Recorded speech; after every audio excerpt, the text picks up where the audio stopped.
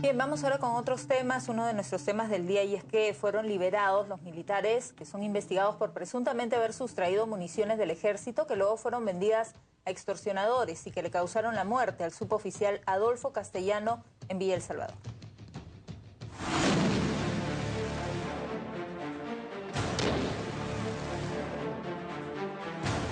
Estos son los militares que estarían siendo investigados ante el fuero militar. Mayor Luis Soldevilla Espinal y los oficiales Paddy Jimpe Correa y Carlos Ramos Camacho. Ellos serían los responsables de la adulteración de actas de entrega de granadas y municiones. Son 3 militares que estarían bajo sospecha de la desaparición de un fuerte cargamento de explosivos del centro de municiones del ejército. El día viernes de la semana pasada se identificó algunos documentos fraguados, algunas actas que no correspondían, y eso llevó a la investigación más profunda y a identificar a los presuntos responsables de no haber entregado de manera completa o de manera ordenada cierto material, entre ellos municiones, de Cruz de Hueso en San Bartolo a la Escuela Militar de Cholera. De comprobarse la responsabilidad en estos 3 agentes militares, recibirían una sentencia de entre 2 a 10 años de cárcel efectiva. Lamentamos profundamente que malos elementos del ejército puedan estar conformando lo que pudiera ser una red de corrupción o de tráfico ilícito de armamento. El titular de defensa se refiere a un oficial y 2 suboficiales que de momento están detenidos por adulterar actas de entrega de municiones del ejército. Es en la revisión de los documentos cuando las autoridades se dan cuenta del faltante.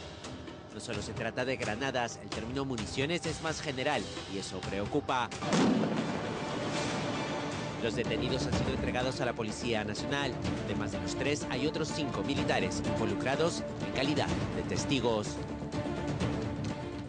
Bien, pero precisamente vamos a conversar aquí con el congresista Fernando Andrade. Él está en la Comisión de Seguridad Ciudadana. Congresista, muy buenas tardes, muchísimas gracias por estar con nosotros, porque esto es alarmante. Estamos hablando de personas que deberían estar dedicadas a la defensa del Estado y del territorio, y lo que, según se entiende en primera instancia, han hecho ha sido de alguna forma vender este tipo de armamento, sustraerlo para eso, para generar ganancias ilícitas a todas luces.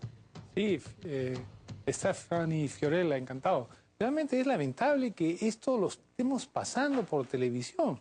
Es increíble, inconcebible que personas que se les ha dado la responsabilidad y toda la confianza para que cuiden nuestras fronteras y el orden en el país, se dediquen a este tipo de comercialización de municiones y granadas que ponen en peligro nuestra seguridad. Ya hemos visto el caso del oficial de UDEX que falleció precisamente al tratar de desactivar una de estas granadas. O sea, recién ahí la gente se dio cuenta, oye, ¿qué está pasando? Si bien meses atrás ya habíamos visto que se venden granadas en las calles, una de las preguntas que se le hacía al ministro es, ministro, ¿cómo es posible que las granadas las puedan conseguir los delincuentes? Porque los delincuentes están extorsionando, están pidiendo cupos para darle tranquilidad a los que son siendo amenazados por granadas. Y eso pues... decía, al principio decía, no hay ninguno, todo está en orden, no se ha perdido nada, pero sin embargo le decía, oye, pero si hay personas que están comercializando y están comprando, y si vas a las Malvinas te consigues granadas, ¿de a dónde las sacan si estas son de las Fuerzas Armadas? Entonces se le preguntó, dijo, la Marina dijo que no, la Fuerza Aérea dijo que no, y después lo que quedaba pues era el Ejército. Tuvo que lamentablemente fallecer un miembro de la Policía Nacional para que siguieran las investigaciones, y ahí, al darse cuenta que no coincidían las órdenes de pedido de salida de un instituto y lo que llevaban al otro lado, entonces ahí se dieron cuenta que faltaban. ¿Te acordarás que hubo un día que hubo inamovilidad de las Fuerzas que se habló Armadas? hasta de golpe de Estado. Sí, y además el propio ministro salió a decir que no faltaba nada en uno de esos primeras inspecciones realizadas, y ahora nos enteramos de todo esto. Así es. Entonces decía, no puede ser pues que no falte nada y sin embargo los delincuentes sí compran. Y van a los mercados y cuando se encontró, ustedes se acuerdan, el señor Embreña, que le encontraron más de 50 cajas en su casa y después fueron a las Malvinas y encontraron dos granadas más. En lo que va de estos 2 años, han comercializado y se han perdido 1.053 granadas, de las cuales 53 son las que hemos visto con ese señor que salió en caja, pero todavía faltan 1.000 que no están ubicadas. Ahora, y esa es la ¿todos preocupación. han salido del ejército definitivamente o todavía está en investigación? Sí, 1.000 del ejército ya con cifras, inclusive ya el año pasado sentenciaron a unos que habían comercializado 276 granadas, y eso ya están sentenciados y cumpliendo su pena. Pero este año han sido 786 más que han sacado y están siendo comercializadas y todavía no sabemos dónde están la gran mayoría de ellas, ¿no? Y esa es la preocupación. Y junto con eso son las balas.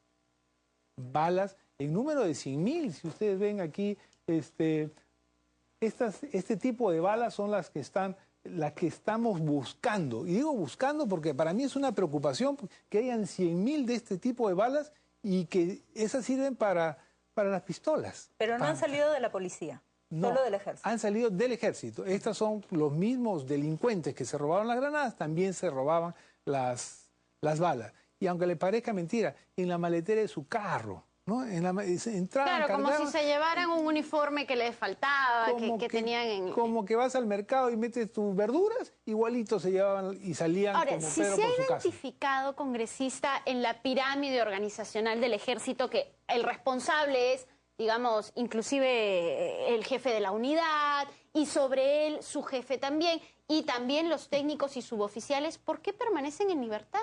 Eso es lo inconcebible, porque ya las personas han dicho, de primera impresión dijeron, no, yo no he sido, pero cuando tú ves las evidencias, pues que no solo son 3, sino hay 7, 9 personas que están involucradas o investigadas, porque algunos te dicen, mira, salgo de este sitio y lo llevo a Chorrillos, y entonces en Chorrillos dicen, no llegaron.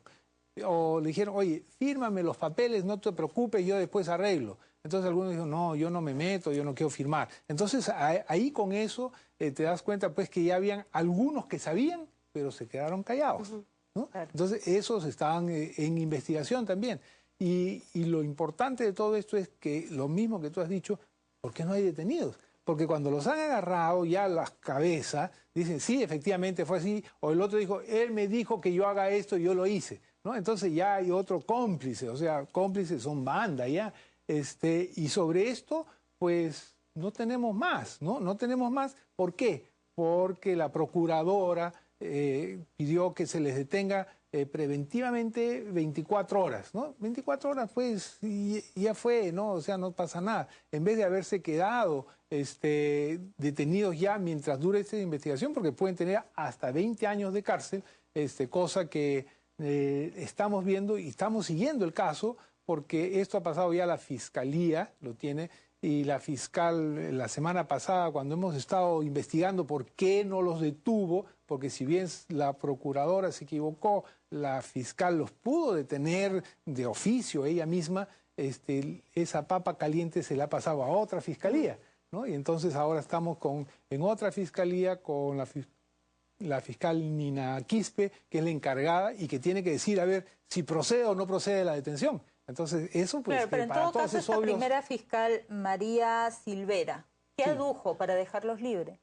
Dijo que como era... la fiscal lo que dijo es que no procedía el pedido de la procuradora, porque era por 24 horas, ¿no? Y ya habían pasado 24 horas y no había la fragancia que se les había encontrado ahí con las granadas en la mano, sino de la investigación se dijo que eran de ellos, ¿no? Ahora, congresista, para ir cerrando un poco, esto a nivel militar policial, según el fuero en el que ellos sean juzgados, y bueno, después de que se les capture, que es lo que se necesita ahora, pero a nivel político tenemos un ministro que ha dicho que no pasaba nada y ahora ha tenido que aceptar que sí está ocurriendo todavía una situación probablemente irregular entre su grupo de gente, incluido un coronel, ¿no? Jefe de logística, si no estoy mal, departamento de logística del comando del Comando de Educación del Ejército. Sí, efectivamente, yo he ido, porque yo esto, al igual que ustedes han visto que hace tiempo que están con lo de la granada.